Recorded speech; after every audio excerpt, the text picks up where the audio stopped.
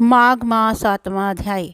चित्रगुप्त ने उन दोनों के कर्मों की आलोचना करके दूतों से कहा कि बड़े भाई कुंडल को घोर नरक में डालो और दूसरे छोटे भाई विकुंडल को स्वर्ग ले जाओ जहाँ उत्तम भोग है।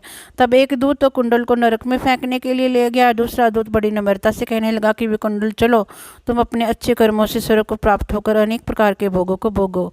तब विकुंडल बड़े विस्मय के साथ मन में संशय धार कर दूत से कहने लगा कि हे यमदूत, मेरे मन में बड़ी शंका उत्पन्न हो गई है, अतः मैं तुमसे कुछ पूछता हूँ, कृपा करके मेरे प्रश्नों का उत्तर दो।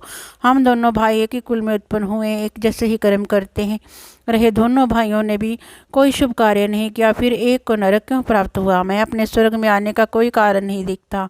तब यमदूत कहने लगा कि विकुंडल माता पिता पुत्र पत्नी भाई बहन तथा संबंध जन्म के कारण होते हैं और जन्म कर्म के भोगने के लिए ही प्राप्त होते हैं। जिस प्रकार वृक्ष पर अनेक पक्षियों का आगमन होता है, उस तरह इस संसार में पुत्र भाई माता पिता का भी संगम होता है। इसमें से जो जैसे जैसे कर्म करता है वैसे ही फल भोगता है। तुम्हारा भाई अपने आप कर्म से नरक में गया, तुम अपने पुण्य कर्म के कारण स्वर्ग में जा रहे हो। तो विकुंडल ने आश्चर्य से पूछा कि मैंने तो आज जन्म कोई धर्म का कार्य नहीं किया, सदैव पापों ही में लगा रहा।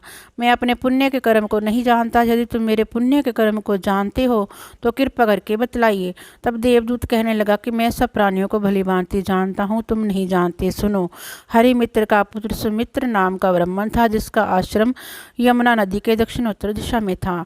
उससे जंगल में ही तुम्हारी मित्रता होगी और उसके साथ तुमने 2 बार माघ मास में श्री यमुना जी में स्नान किया था। पहली बार स्नान करने से तुम्हारे सब पाप नाश हो गए, दूसरी बार स्नान करने से तुमको स्वर्ग प्राप्त हुआ। सो हे वैश्यवर, तुमने 2 बार माघ स्नान में स्नान किया, इसी के पुण्य के फल से तुमको स्वर्ग प्राप्त हुआ और तुम्हारा भाई नरक को प्राप्त हुआ।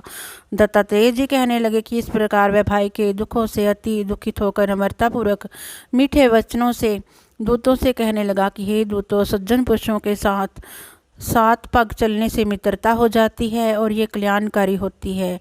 मित्र प्रेम की चिंता ना करते हुए तुम मुझको इतना बताने की कृपा करो कि कौन से क्रम से मनुष्य यमलोक को प्राप्त नहीं होता, क्योंकि तुम सर्वज्ञ हो।